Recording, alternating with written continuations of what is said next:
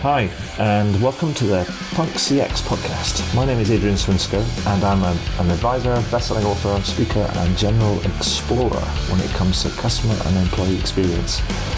I'm really interested in figuring out what it takes to build organizations that produce better outcomes for both customers and employees. So with that in mind, I seek out and interview CEOs, entrepreneurs, business and tech leaders, authors and academics to uncover some clues about what it takes to build such an organization. Now, some of you may know the podcast as the Rare Business Podcast, but I decided to rename and rebrand the podcast recently. This is for a number of reasons.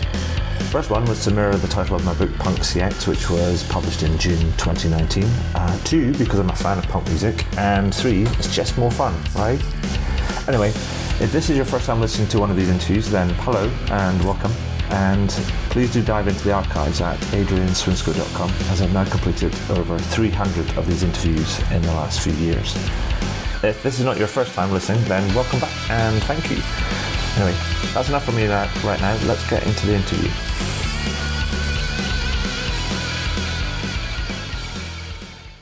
So welcome to the next edition of the podcast. With me today, I have Joel Bailey. And Joel is both a friend, I guess you could call him a former colleague, but also a deep thinker about service. Particularly as he calls himself a service designer. He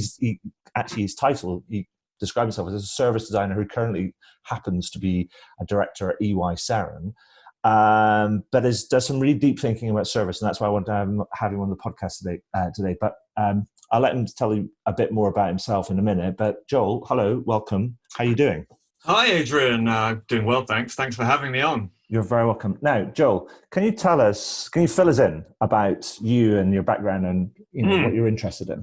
Yeah, sure. So thanks for the intro. Yeah, I do describe myself as a service designer in that I've spent the last 20 years or 25 years really designing services in one way or another. I was lucky enough to get in early on the service design agenda or the method or the practice, whatever you want to call it, back in the early 2000s.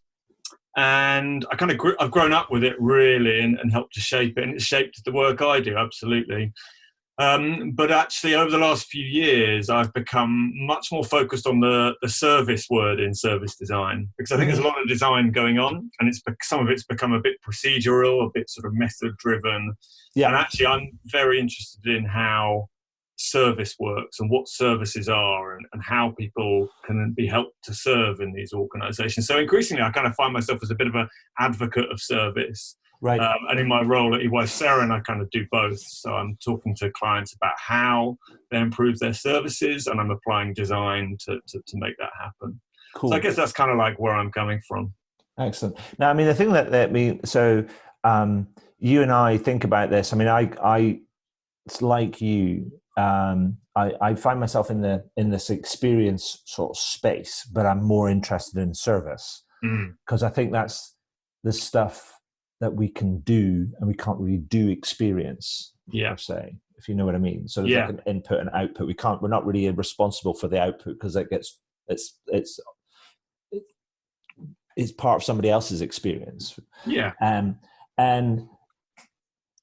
But the experience is sort of where we're in kind of right now. It becomes the sort of the description of this space. But you've actually kind of written a piece which I saw and I read and I thought, that's interesting, which is you wrote an article on your site kind of called 2020, A New Decade of Service. And in it, you start by saying that you hope that we had left the experience economy behind.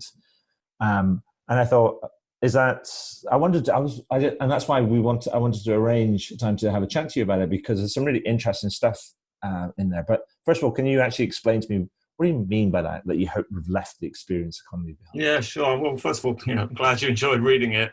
I had some good conversations since writing that. I think what I mean is the experience economy for me is a bit too narrow. I think it has been focusing maybe on slightly the superficial aspect of human experience or customer experience. So what are people experiencing of a point in time or a channel or an interface? Right. Don't get me wrong, that's been important because that needed to be better, right? But increasingly, I think it's gone in the wrong direction. It's often become at the expense of the customer. I think there's been a lot of manipulation of experience going on. Mm-hmm. And the thing about customer experience for me is it doesn't really have an integrity in the middle of it. Like, what is it there to do, the customer's experience? And generally, the customer has slightly been manipulated in the service of the business. And I think we've seen this in lots of different cases. And Silicon Valley has been doing a lot of this through data-driven sort of personalization and nudging and those sorts of things. So right. I worry a bit about that. I also just slightly worry about, we thought the customer experience economy was going to move us away from a kind of product purchase economy, so it was going to be greener. But I think experiences are also very, quite high cost to the planet as well. Mm-hmm. So I kind of have those things in my head, and then I thought, I'm more interested in the service economy, like you. What is the service economy? And I think for me, it's about putting the integrity back into what people have been calling the customer experience, the human experience. So there is integrity within the idea of service, and we'll probably talk about this throughout this chat. But for me, humans have always served one another. I think we've just grown up with a service economy, which is now finding it very hard to actually serve customers. And I think that's the thing that I'm most interested in. And I think if we continue to focus on just customer experience, we lose the fact that these are services. It drives me a bit crazy that we talk about customer experience when we could just talk about services. Service is the thing that I experience. It is the thing that I hire, the proposition, but it's also my experience of that service over time is the thing that is important to me. It's also the thing that gets done. Right, exactly. And whereas the customer experience for me is a bit of a means to an end, right? What I want is a long relationship with the customer, and the customer experience creates the conditions for that. A really profitable, mutually beneficial relationship comes from a customer experience. But actually, I know we'll talk about this a bit more in a while, but you need a customer experience and employee experience that balance, right? You need happy customers, happy employees. So just focusing on customer experience is just a bit too narrow for me. Increasingly, I'm doing work around employee experience, but they seem to be very divorced. And again, service is the concept that brings that together for me. It's frankly, it's actually, it's frankly when you kind of like how,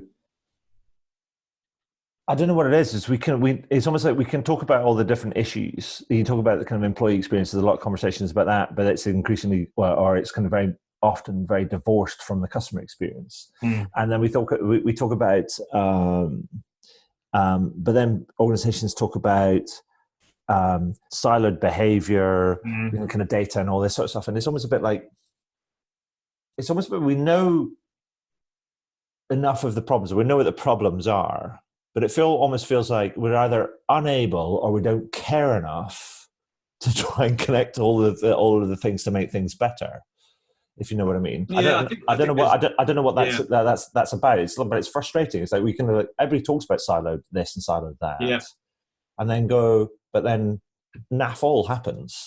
Yeah, and people are kind of getting up into this sort of system level view of what we've done lots of service design, let's say, or service improvement work, but the system of the organization refuses to kind of like make it a reality. Like that seems to be the big blocker. It has been for, tens of years now. Yeah. But I think increasingly people are saying, right, we need to address the system, and systems thinking is kind of back in the foreground again and being kind of rehabilitated around agile and being applied. And I like working with that stuff. So I think you're right. I mean, I would say, though, that I haven't come across anybody who's willingly trying not to serve the customer. Everyone wants to do it, but the system kind of prevents it from happening. And that system is the structure of the organization. As you say, it's very verticalized. Yet a lot of the work I try and do is to kind of create horizontal practice in these organizations. Yeah. Looking at journeys, creating mixed practice teams to work together to smooth through those journeys, but also looking at how a proposition carries through that journey, so that people are continually wanting to rehire it. Right? They're not going to buy it as a service and then forget about it. You have to constantly remind them. So a lot of the work I do is about trying to overcome those silos, and that's fine when you're doing it in a kind of project mode. But we all know that as soon as you hit the macro of the organization, the wheels slightly come off, and it's very hard, even for the leading organizations. And I'm talking mostly about the very big service providers. Yeah. They really struggle to take these changes out to market, to get through the thick skin of the organization and the way it has always done business, often for 50, 200 years, whatever it is. That is the new era of kind of change, how we take all the best stuff out of agile and digital and service design and what have you, and use that to tackle these system level problems that prevent change.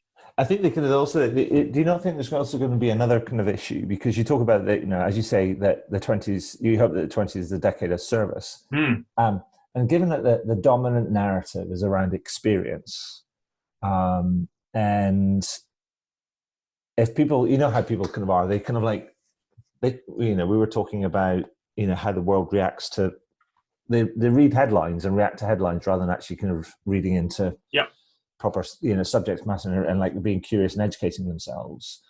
And so do you not think that there's a possibility if you start talking about, actually we need to start talking about service rather than experience, that people might go, oh, that's a bit regressive. And if it's taken out of context. Yeah. There is that, and in a way, my thesis that I'm talking about is very much about looking back, but mainly to see what we've lost in this kind of race for experience. And one of the lines that Majid Iqbal wrote in his Thinking in Services book, which I'm going to quote imperfectly, is around the service is what I want and the experience is what I pay with, which I think is a really nice way of framing it, right? So focusing on people's experience isn't necessarily the right thing to focus on. It's often, in most of these big service organizations, the experience isn't great. So I'm paying with all my effort. Yeah. The experience is poor. So improve the experience. I don't want to say you shouldn't do that, but actually the thing that you're buying or hiring from a service provider is the service, okay? Right. And that is a number of different things. And so what I've been trying to do, and we were just comparing bookshelves of unread books to each other. I mean, I've kind of gone very deep in looking into the history of service and where it's come from, because I find it very odd that GDP globally, services are the biggest contributor. Yet we don't really understand them. I haven't found a single book that really talks about the history of service. So I'm kind of working on that myself. And I think my core thesis is that you have to be a bit aggressive. You have to go back, because my view is that serving has been core to humanity for like millennia, right? We have served one another in many ways as a family unit, as a tribe, and then it became kind of evolved into service, which was a sort of more mechanical, repeatable version of serving. So you could do it in a slightly broader context. People started to specialize in certain types of service, like healing and those sorts of things. And then ultimately they have grown up into services, which are only about 100 years old. And these are not organic. These are organizations that we've created. They're artificial. But just going back to our earlier point, we treat them like they are organic, like we can't change them. Like, right. We want to change the customer experience, or we want to change how we serve customers, but we can't because the organization prevents us from doing it. Yes. I find that fascinating. And I think a large reason why people are unhappy in their organizations, and we do have a real problem in service businesses of employee dissatisfaction, is that people aren't able to do the serving that they want and feel they need to do. That the organization kind of gets in the way of their deep instinct to serve someone else. That's it's fascinating, because when I started on my own sort of journey, like focusing on service, because what you said, it just completely rings true to me. I mean, I was this is like 2008 or something, and I could, if I knew if I wanted to continue to work independently, then I needed to develop what I guess people would call a digital footprint, and sort of an area of expertise and things. And I started writing about stuff, like just general stuff, and it got really boring very quickly. And then I thought, well, I need to write about something I care about, or I don't like, or that I want to change. And I sort of quickly figured out that, I don't like bad service, because it frustrates me that actually many organizations, if not all organizations, well, the majority of organizations, get in the way of their people doing a decent job, right?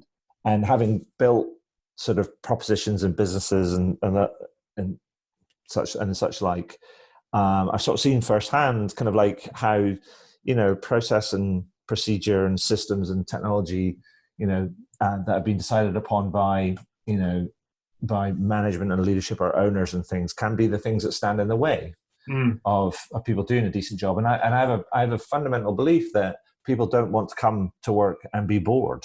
Yeah. Right. Because bored is such an atrophy heavy sort of like activity or state, as it were. So it's like people would rather come and do something that is meaningful, and they can be generally quite good at it. Yeah. Right.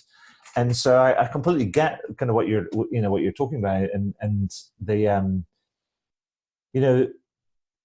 because you said something earlier on about how service is this element that connects both customer experience and employee experience, and how those two things aren't really kind of connected kind of right now. And then you talk about the natures of organizations, and I was thinking about it and just going,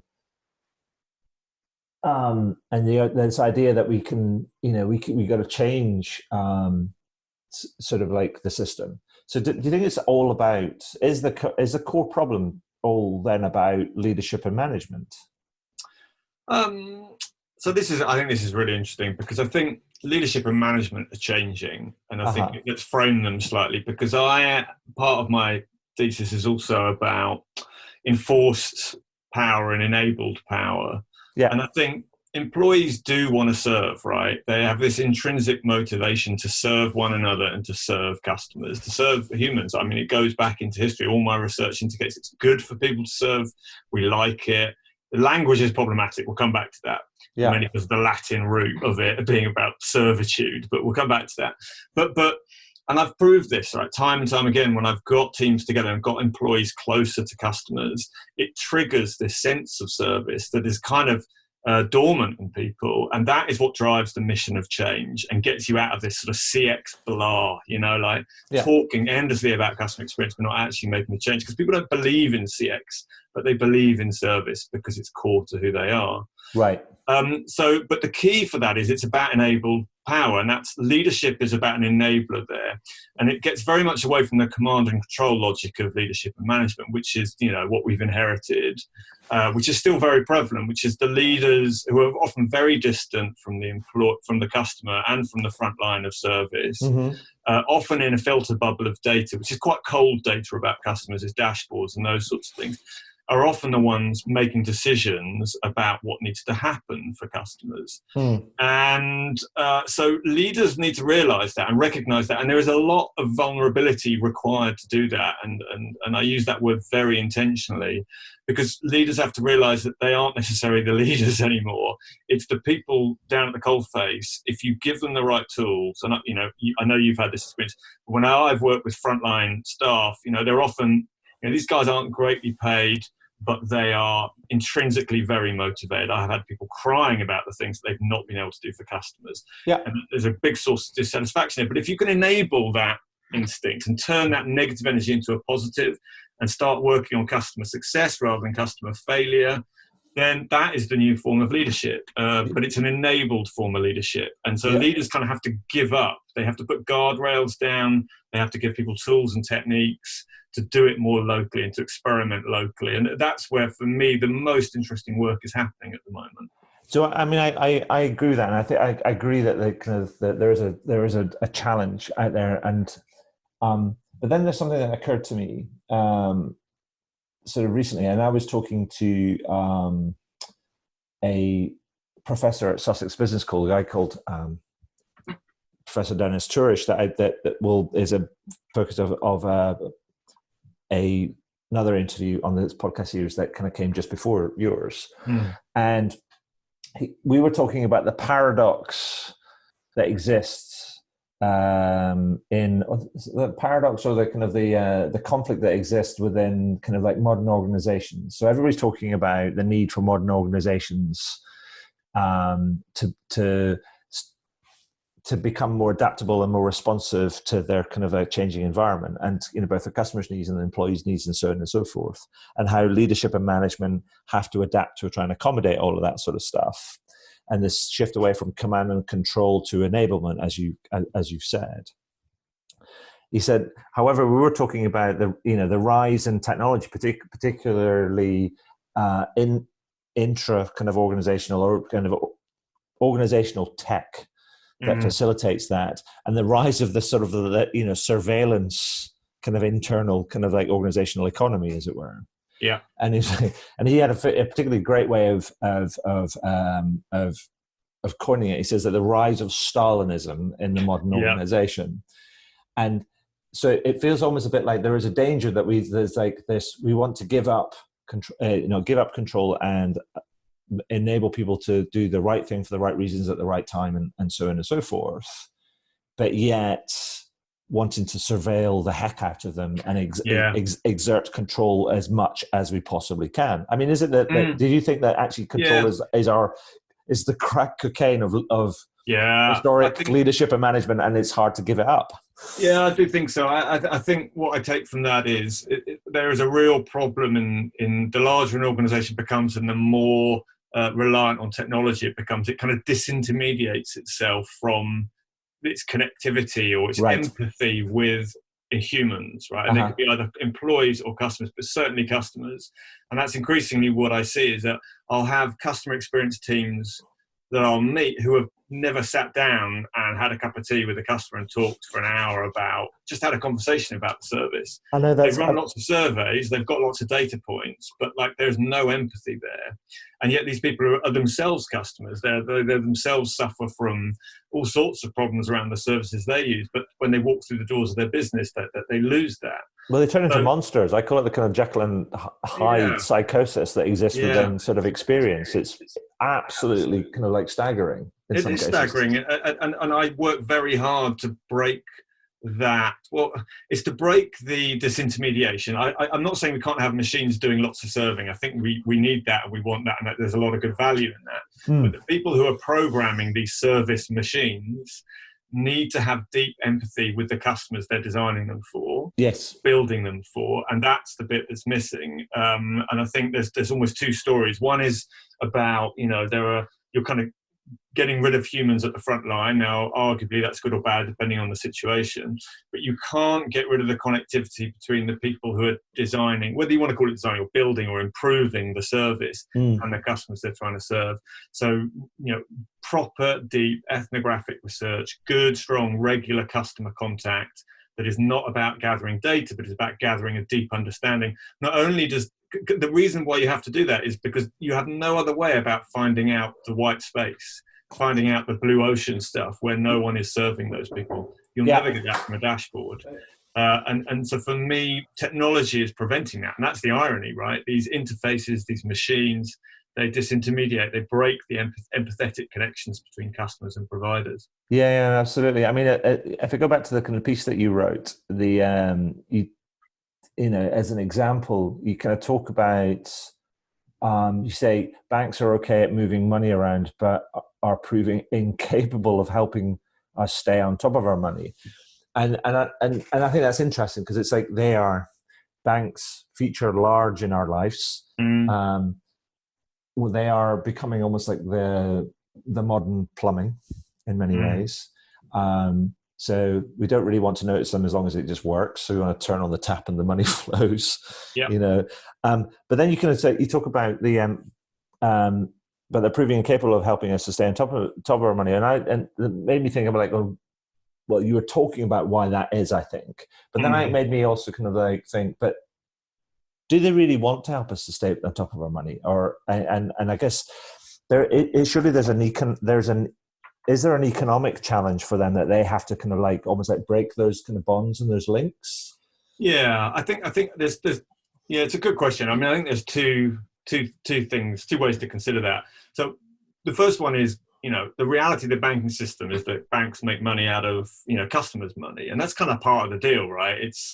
I can still be a successful customer and manage my debt and those sorts of things. So I'm not saying that they should stop the way they make money, right? That's part of it. But the bit I am interested in is that the way that banks continue to make money out of customer failure. So if I miss a debt payment or if I go overdrawn, and I get charged for it, that is an income stream for the bank, which I worry about them for that, because we know that any service out there in the world right now that does that sort of thing, that exists on customer failure, is very prone to being disrupted. Yes. So for me, we know that the banks have the technology to predict when people are going to default where there's fraud occurring in their system, because clearly they're heavily motivated to avoid fraud on credit cards. Yes. But if they can apply their data and their machine learning to that, then they could hopefully tell me that it looks like you're going to go overdrawn. Let us do something to make an adjustment there, so I avoid the penalty. So I'd like them to think about the success of me. Like, what a good question for anybody to ask is, what do you want your customer to become? Yes. And I think they struggle with that, because they're thinking, I just want them to become a owner of more banking products. I want to become a more confident money manager. That doesn't mean I want to learn about money management. I just want you to help intervene in my life in ways that I can control to be a successful customer. But surely there's a kind of interim step, building on what you said, is like going, if actually they're right now, or an interim step would be, actually I would like them to become a holder of more of my products, or user of more of my services, let's say, on that kind of journey to becoming a bit more of an engaged member of their community, as it were. Because I kind of had a conversation with my bank, and I'm the worst kind of example when it comes to kind of like banking, because I've been with the same bank for like 32 years. So I got my first grant check when I went to university and put it in the bank. Yeah. I haven't really moved since. And that's just because of inertia on my part, and also because they've just kind of like been around and everything's kind of gets run through that. And I sort of extended it in terms of different accounts and bits and pieces. But I had a conversation with somebody from the bank yesterday. They just called me up and I said, "Can we do a financial health check?" And I said, "No." And I said, "No, thank you." And she was quite surprised by this. And I said, "Well, let me explain why." Because I said, I was in the bank the other day, and then one of the things that that we were talking about was the idea of, you'd like me to apply to have me switch our mortgage to you. And I said, so here's the thing. I went down that route, and I've been down that route before. And I say, click on the apply button, and then you make me fill out all these forms and gather all this data to prove that I can afford this mortgage product that you want to sell me. And I'm like going, but do you not understand that you've got 32 years worth of my financial data? And why can you not make this work for me? Given that I'm self-employed or a small business owner, it's so much harder for me than somebody who's in like a salaried employee sort of like space. And I thought it's fascinating how organizations, and particularly this bank in particular, and I don't think they're different from many of the other kind of like big banks, in that like, you are getting in the way of yourselves being able to help me out as a customer. Yeah. And that just, I mean, I don't know if there's a regulatory or a compliance kind of thing kind of going on there. I think that somebody muttered something like that to me before, but it just struck me as being, that's a little bit dumb. Well, in fact, it's not a little bit dumb. It's a lot dumb. And that situation has existed for a long time. And it's a massive opportunity. It is a massive opportunity. I'm very sympathetic to the people in these organizations, because, the data is hard to get. It's hard to manage. There are regulations that constrain certain activities, but a lot of it is down to a lot of legacy and a lot of significant challenges dealing with it. So working around those things is a large part of the work, but it is an existential challenge. In a sense, you kind of have to, because the rate of disruption is not patient, right? It's not going to wait. Yeah, no, sure. You'll get disrupted or disintermediated. You'll end up being, back to your point, the banks being part of the sort of plumbing of life, but you don't want to be a dumb pipe in that plumbing, right? You want to be active and adding value, and that does rely on you getting your data sorted. So it is an existential challenge, but I'm sympathetic to the constraints around that. But then in the article, you're also going to go on, and you alluded to it before, that you need to, you talked about this idea of needing to define service anew. We need to actually start looking at, because we split out services from service and serving. And, and you started to kind of talk about that, you mentioned it earlier about this Latin root of kind of service. I mean, can you explain to me a little bit more about this sort of splitting out services from service and serving? Because is that going to help us understand kind of what we're trying to tackle here? I think I hope so. I'm working on it so far. So serving, take that as the root. I mean, I'm not going to go into like dictionary level stuff here, but although I have looked at that, but like serving is what we do for one another. We give it different names: caring, love, all these sorts of things. But we serve one another, even if you're holding a door open for someone, right? That's a form of service. And I think the problem with the word serve is we do have a Latin root to it. It kind of comes from slavery. But then when you look more broadly, globally, you come across concepts like seva, which is the Sikh word for selfless service, which is kind of a very different approach to framing what service is about. Yes. And doing something, being at service of or in service of someone or something, it reflects the instinctive nature of it. And as I said, I think that's become transactionalized and become part of commerce, and that's changed it. So I think certainly understanding that we serve and recognizing that is a very powerful thing, and I think useful. But people need to understand it doesn't mean you're in servitude to someone else. You're not a slave. And then if I look at service, I've in my work in progress, I've found 4 different ways that I find people are in service in some way. There's the social reason, like this evolved altruistic trait beyond just kin, out to kith and broader than that. Like I am in service of various things, various communities, various things that I do in my life. The second one is the sort of ethical, spiritual service. So every religion, and I've spoken to lots of people with different religious backgrounds about this and sort them out, have some sort of codified view of service, which kind of takes that social origin of the ethics and protects it and preserves it and says, you need to serve in the name of a higher order. And it's often called charity and those other things. But again, you are serving a community. And there's a lot of huge valued service going on there. The third one is this sort of civic form of service. And it's so interesting at the moment watching what's happening around the civil service or public service. Clearly, that's a big area of service. Now, that's generally a more institutionalized form of service, and you go into service. And another example would be the military. You go into military service, you stay in military service. It's kind of a life calling. It's for civic reasons, quite structured, quite institutionalized, can often be a bit dogmatic, and therefore people can be led in the wrong way. So I'm not saying that all service is good. That's another conversation. It depends what you're serving. And then I think the fourth one is like the economic logic for service, which is where you start getting into services, which is service can be a great way of making money, right? And it can be and people need to progress in life. So let's provide them services to do that. Yeah. So service in those 4 areas, I think I'm gradually breaking those apart, and I found all sorts of sources around them. I think the third one, the third area, the services. So you've got different forms of service.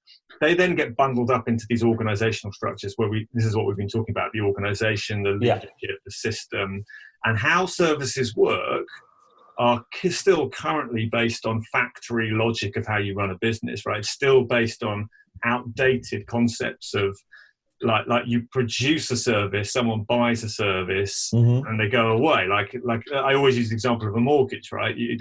I don't want to buy a mortgage. I want to become a better homeowner, and I don't want every 2 years to have to do it again, right? It's just such a load of friction. Yeah. And I know it's regulated in all sorts of ways, but again, that's a problem for the industry. It's a good example of when a service is managing in a way where they think what I want is a product, when actually what I want is to be served, and I want a service. And so by splitting these out, I think you can run use cases through them and say, well, what serving is happening here? What is the service? And then when we think of it in terms of services and as an organization, how do we conceptualize it then? So for me, it is quite conceptual, it is quite abstract, but necessarily so, because there isn't really a structured way of thinking about these things. So I think you have to define it more. So, I mean, that's kind of interesting, because I know that we've talked before, and kind of you talk about the idea of services and service and serving and things. And you were talking about, the Latin kind of root for it, and also the 4 different kind of like areas of service, as it were. And I think that's really, that's really useful. and insightful. But it also kind of like, something related to something that we talked about before is that there's this, and the thing that I'm interested in and sort of starting to sort of investigate is the difference in both cultural, kind of philosophical and geographical perspectives that exist across these sort of domains in many ways. So it's a bit like, and how I think how that informs kind of what we think. Because you talk about this, you talked about in the article about this idea about like you said earlier, it's like people want to serve, but they don't want to necessarily live a life of service because they associate that with kind of servitude and things. But that's actually you said there's a Latin root in there, but that you could argue that's an Anglified way of looking at things. Yeah, I think so. And I guess when I opened up this conversation, which is a great conversation, but I'm loving it. But when I opened it up and I said I'm an advocate of service, part of what I feel like I have to do is rehabilitate the term. Right. It's become so degraded. And yet, when I speak to people like from religious circles, or I speak to people who are in the civil service, or I speak to people in military service, or I speak to people who work in charities, who are in adult social care, they instantly get it. Right? They instantly get completely. I absolutely want to be in service. I serve. I exist to serve. This is what gives me my energy. Yes. But when you use the word service in other contexts, people are like, well, I don't like the sound of that. It sounds like I'm going to be a domestic servant of some sort, and I'm going to be told what to do. And that's the rehabilitation that I'm working on, that I'm excited about. But I think there's a challenge in there around there's a philosophical challenge around sometimes to do with kind of the economic makeup of the society that we live in. And there's kind of stark differences in terms of how we perceive our sort of individualistic kind of nature, say between another friend of mine, Martin Lucas, has just done some work around the differences that exist between, say, the UK and kind of Germany. Depends on how we see things and how we are way, way more individualistic in the UK than they are in, say, Germany. And I think that's come about because of how the country's developed, particularly over the last sort of like 40 years. Yeah. And so there is that sort of there's that element kind of it, and actually the differences between the UK and France. I mean, at one point was there only like 26 miles between the UK and England and France, but actually it's still a well respected. So somebody could wait tables in a restaurant or a cafe for all of their life. And still be a well-respected member of the community. Absolutely. Yeah, absolutely. And it's which is completely at the opposite end of the spectrum in common kind of like thought and parlance here in the UK. Yeah, here in the UK, I was speaking not long ago to someone who set up a big restaurant chain, and he was bemoaning the fact that the only people that want jobs in his restaurants are teenagers who don't want to be doing this, want the money, or international migrants who are great at the work, but he's like, why don't English people want to do it? So we do have that problem. Yeah. I think one of the things that I'm really interested in, which is coming for us, right, which is this individuality is being broken, right? That what are we in service of? Are we selfish? Are you self-serving? Yeah. Like we've seen where that gets us, right? We're in a globe or planet that's failing. Yeah. So in order to the selfless service is asking the big question about what do we serve, right? Mm-hmm. And I foresee us reframing what we serve away from individualism towards a more collectivist view in order for survival. Now, I don't use that language in a sort of political world, although it will become political. I'm not saying collective in the sense of socialism. I'm saying collective in the sense of moving from the I to the we. Yeah. Greater idea of we rely on this planet and we can't just keep acting as individuals. So I think what we serve is a big part of what I'm looking at as well. I mean, clearly you could be a Nazi and do great service, but you're doing it in the aid of a service that I'd say is malignant and awful and toxic. Sure. But increasingly people are going to say, well, I'm in service of the future of our collective planet, and the Extinction Rebellion are proving that. Yeah. That's quite interesting. So what we serve, I think, is a very important point. Yeah, and it's interesting because I actually myself, I've been thinking about this increasingly, I mean, know that you and I have talked about this sort of stuff like on and off for a few years now, and I find myself, describing myself as being in service to service. Yeah, nice. Which people look at me slightly cockeyed when I say that, because they're like, "Oh, I wonder what that means." It's like, well, because I get paid, I do this, and this work that I do is about doing this sort of stuff and about trying to understand it and help other people understand it. Hence why the conversations and things. But so you're tackling some big stuff here, Joel. So what's the plan with it?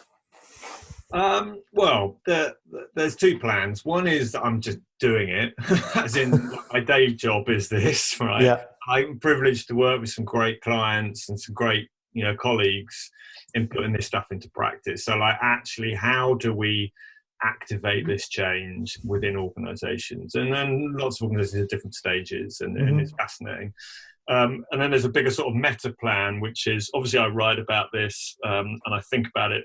My wife would say probably too much, but it fascinates me. So I am writing about it. I'm trying to put it into a book, but it's challenging, right, time-wise. But I think it's a gap, right? We don't understand services well enough in the way that we've been talking. So I'm really keen to share it because I am in service of service, but I'd say I'm also in service of service improvers, and right.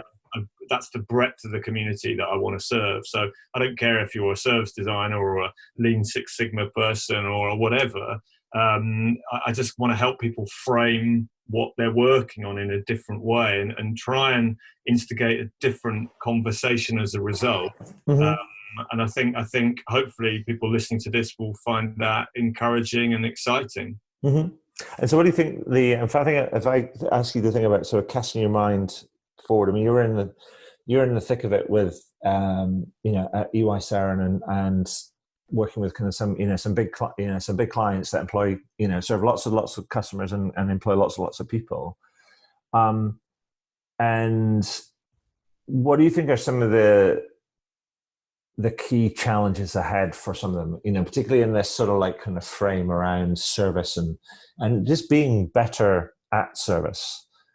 Better at serving the customers, and so on and so forth. I mean, what are some of the key challenges? I mean, is it the organizational leadership kind of like dimension at the meta level that we actually have to actually kind of just instigate that conversation so we actually better understand what we're doing and why we're doing it?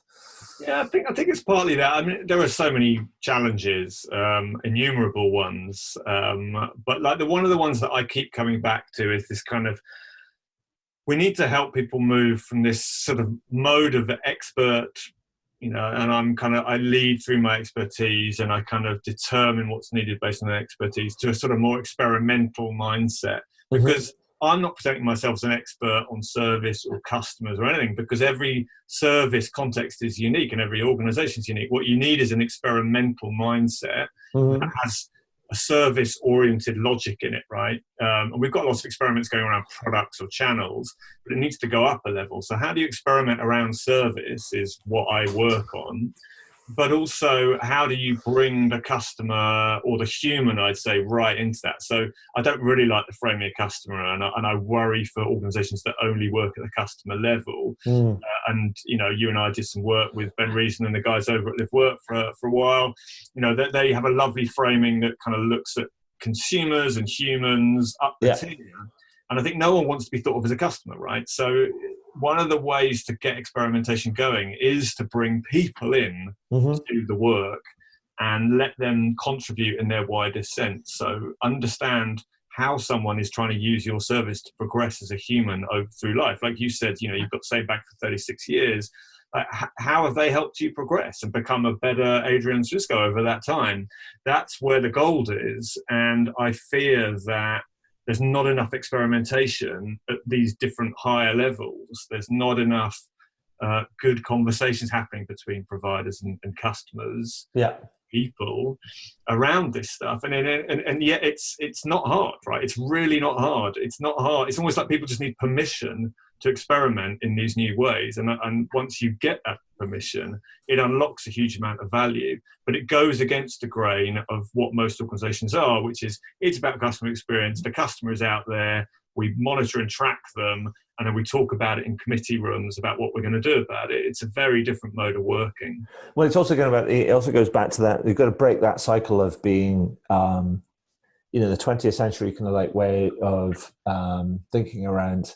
It's about shareholder returns, and the primacy of shareholder returns, and it's about it's about that and about command and control, and those are the two legacies I think we've got to try and dismantle. Yeah. And it's funny. I refer back to the conversation I had with the professor, Professor Turish. I referred to a speech that Joaquin Phoenix made at the BAFTAs a few weeks ago, which I thought was brilliant, because he said, we should all be advocating for more equality, elimination of discrimination, and et cetera, et cetera. He said, we should all be doing that. He says, but here's the thing. He says, but we also need to understand that real change will only come about when those people that built the system actually kind of change the system. Yeah, and I think that's got to happen, right? We know there's going to be change around this. I'm not necessarily the right person to ask about how that change is going to turn out. Yeah, I do know that there can be quite a lot of conflict between the single bottom line view of how a business should run, which is just to make profit, and this instinct to serve.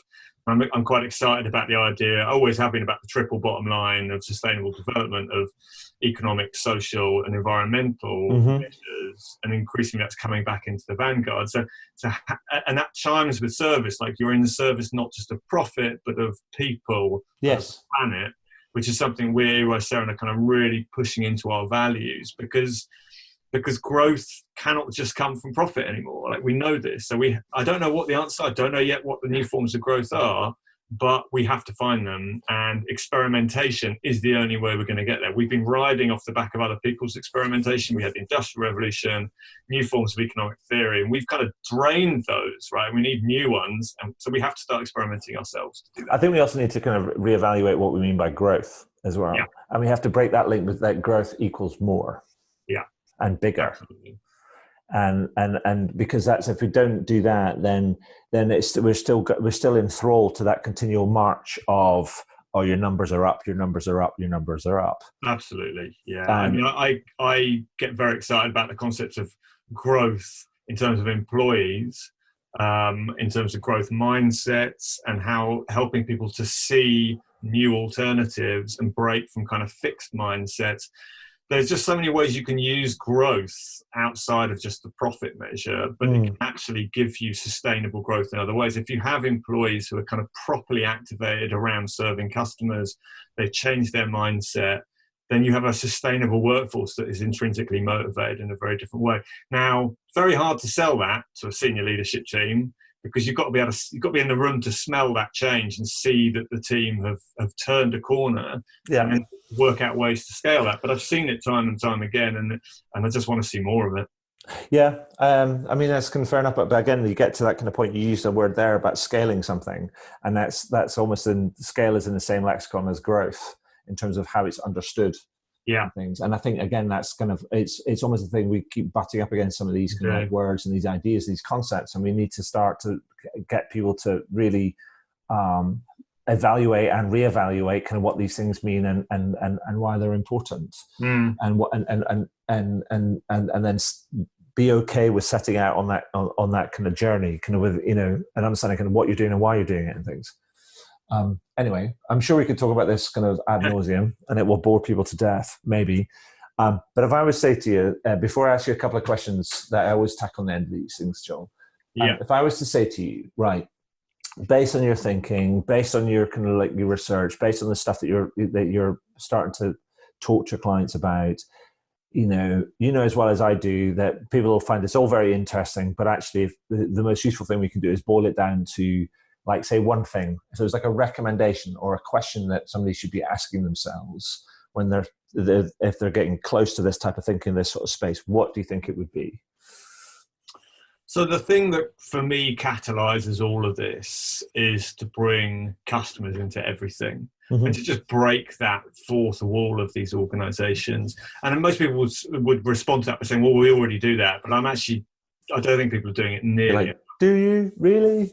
Yeah, exactly. I think they're bringing in data, and maybe they're bringing them into weird rooms that kind of don't just feel like, inside the office and talking to them. So maybe it's not bringing customers in, it's taking your ideas and you're thinking out to customers. I mean, going out to people's homes, talking to them about how they live their lives and what they're trying to do. Because it triggers two things, right? The first thing is people always want insights, right? What do people want in the world? Is like what every CEO is trying to second guess. Yeah. But the second thing, the byproduct that people don't expect to get, which for me is the most important bit, is this empathy trigger. That by getting close to people, what I've seen is they walk away with this sense of shame that they're not doing doing right by this person. They've gone to see someone and they've heard their suffering and they've said, well, I offer a service that's just not doing enough.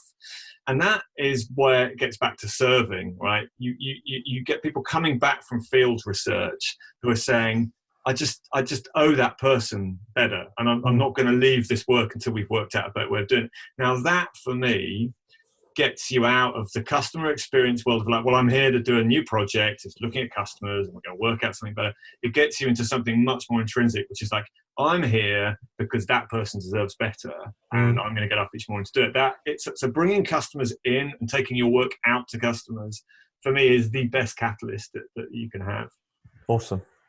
And then finally, a couple of quick questions that I've been asking on the back of these interviews since sort of late summer, autumn of last year, because on the back of the publication of the book Punk CX. And what I've been doing is I've been asking people if they were to come up with one or two words that they think would best describe a punk approach to all of this sort of stuff, what would it be? Or what would they be? Oh, yeah, good question. Well, I've used that phrase anti-blah, right? So I think punk's kind of like with anti sort of easy listening. And I think a lot of the industry around improving customer experience has become a bit easy listening.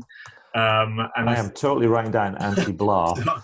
So I think, getting away from this blah, there's like just talking about it. But actually the word that really comes to mind when I think about punk is spirit.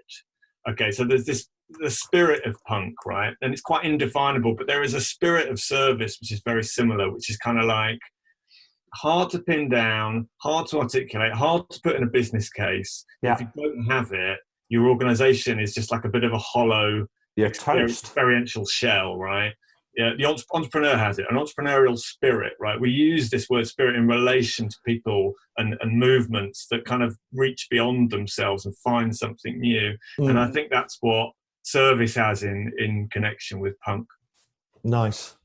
And so if I was to say to you also then, what company, organization or brand do you think epitomizes that sort of ethos?